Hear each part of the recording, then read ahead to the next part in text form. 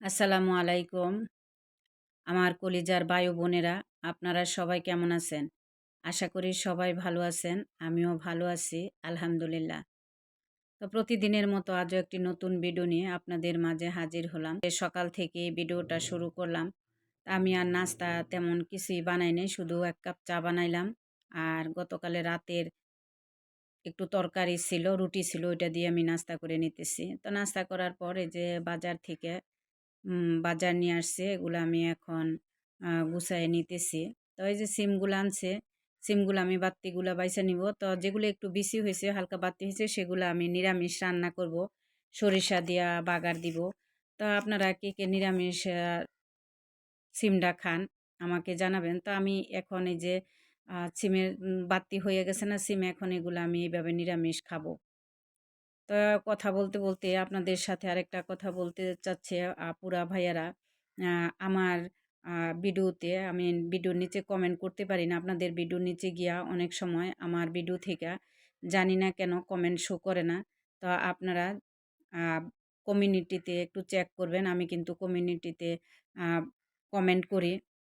তো আমার জন্য হইলেও একটু চেক করবেন, কারণ সবসময় কিন্তু আমি ভিডিওর নিচে কমেন্ট করতে পারি না। জানি না এরকম কার কার হয়। তো আমার তো সমস্যা হয়। মানে ১ ঘন্টা দেখলেই কমেন্ট করলে পরে আর দেখা যায় ২-৩ ঘন্টা করতে পারি না। এরকম হয়ে যায়। তো সবাই একটু কমিউনিটিটা চেক করবেন। পরে আমি এই যে তরকারি ধুইয়া-টুইয়া সিম কাইটা তরকারি ধুইয়া, এখন সিমটা আমি এই যে দেখছেন প্রেশার কুকারে দিয়ে একটা সেচ দিয়া নামায় নিব। তো সেচ দিয়ে নামাই আমি কিন্তু সরষা দিয়ে বাগার দিয়া নিব। তো এইখানে আমি একটু ভাজি করব, ফুলকপি আর আলু, নতুন আলু দিয়ে ফুলকপি ভাজিটা কিন্তু আমার কাছে খুবই ভালো লাগে। তো এইজন্য করে নিতেছি। আসলে সবসময় মাছ দিয়া তরকারি খাইতে, খাইতে ভাল লাগে না। একটু ভিন্নতা আমার কাছে ভালো লাগে। মানে মন চায় কেন জানি একঘেয়েমি তরকারি খাইতে ভালো লাগে না।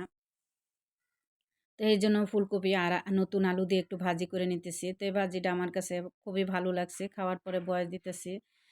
খুবই ভালো লেগেছে। তো আসসালামু আলাইকুম।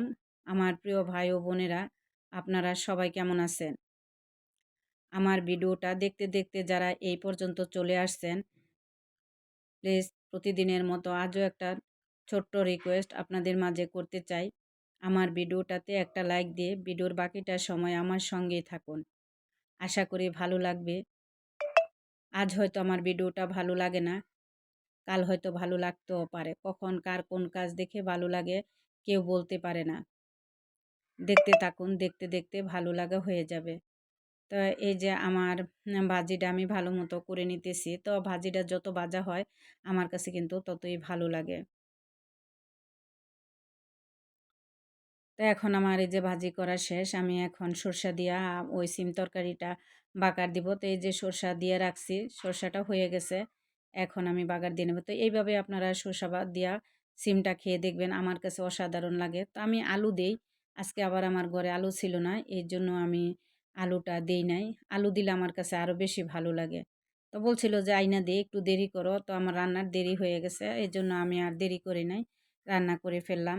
তো ধনিয়া পাতা দিয়ে নামাই ফেলবো। তো আপুরা ভাইয়েরা, আমার ভিডিওটা যে যেখান থেকে দেখতেছেন, কাছে এবং দূরে, দেশ এবং দেশের বাহিরে, সবাইকে জানাই অন্তরের অন্তঃস্থল থেকে অফুরন্ত ভালোবাসা। তো আমার এই প্রতিদিনের জ্ঞানানি, একঘেয়েমি রান্নায়, একঘেয়েমি জীবন, একঘেয়েমি ভিডিও যারা দেখেন ধৈর্য সহকারে, তাদের প্রতি আমি চিরকৃতজ্ঞ। তা আমি এখানে কাঁচা টমেটো রান্না করব ছুরি শুটকি দিয়া। এজন্য প্রথমে পেঁয়াজটা ভাইজা শুটকিটা দিয়ে দিলাম। তো শুটকিটা দেওয়ার আগে কিন্তু আমি শুটকিটা ভালোভাবে ভাইজা গরম পানি দিয়ে ধুয়ে নিছি। তো এখন আমি শুটকিটা ভালো মতো তেলের মধ্যে ভাইজা নিব। তেলের মধ্যে শুটকিটা ভাইজা নিলে আর শুটকির যে আলাদা একটা গন্ধ, ওইটা লাগে না। তো এই শুটকিটা দিয়া কাঁচা বেগুনটা আমি ভাজি করছিলাম। আমার কাছে কিন্তু খুবই ভালো লাগছে। তো ভালোভাবে শুটকিটা ভাইজা এখন আমি যেটার মধ্যে কিন্তু আদা রসুন দিয়া তারপর আমি ভালো করে কষায় নিব। শুটকি যেহেতু একটু আদা রসুন দিলে ভালো লাগবে, এই যে আদা রসুনটা দিয়ে দিতেছি। ভালোভাবে কষায় নিব। আমি কিন্তু সব তরকারি কম বেশি ভালো মতো কষাই নিই। তরকারি যত কষানো হয় ততই ভালো লাগে। তো এইভাবে রান্না করে কাঁচা টমেটোটা আপনারা খেয়ে দেখবেন। আমার কাছে তো খুবই ভালো লাগছে। আদা, রসুন, শুটকি ভালোভাবে কষায় এখন আমি যে হলুদ, মরিচ দিয়ে নিতেছি, এটা দিয়েও কিন্তু আমি ভালোভাবে কষায় নিব।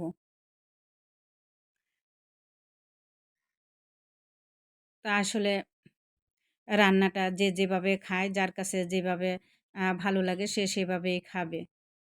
কি করব, গরিব মানুষ নিত্যদিন একই রান্না, একই খাওয়া এগুলাই খাইতে হবে। এছাড়া তো আর আমাদের কিছু করার নাই।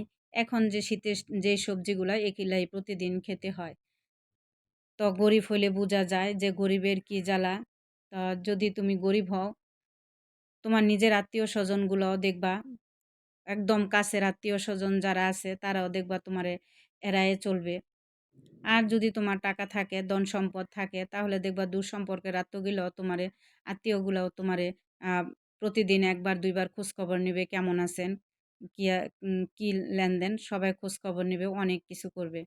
গরিব হইলে কাছের আত্মীয়গুলোও কিন্তু খোঁজখবর নিতে চায় না। মনে, মনে ভাবে, "আরে হ্যার খোঁজখবর নিবো। এখন আসলে যদি কিছু চাইয়া বয়।" এরকম হয়। তো গরিবের যে না হইছে সে বুঝে না গরিবের যে কি জ্বালা। কাছের মানুষ বলতে আপন মা, ভাই-বোনেরও কিন্তু গরিব হইলে দেখে না। এগুলো আমার নিজের চোখের দেখা।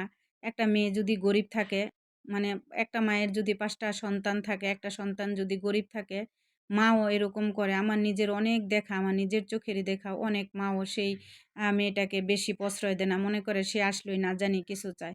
তো এই পৃথিবীতে কিন্তু মাও সমান না, সব মাও সমান না, সব সন্তানও কিন্তু সমান না।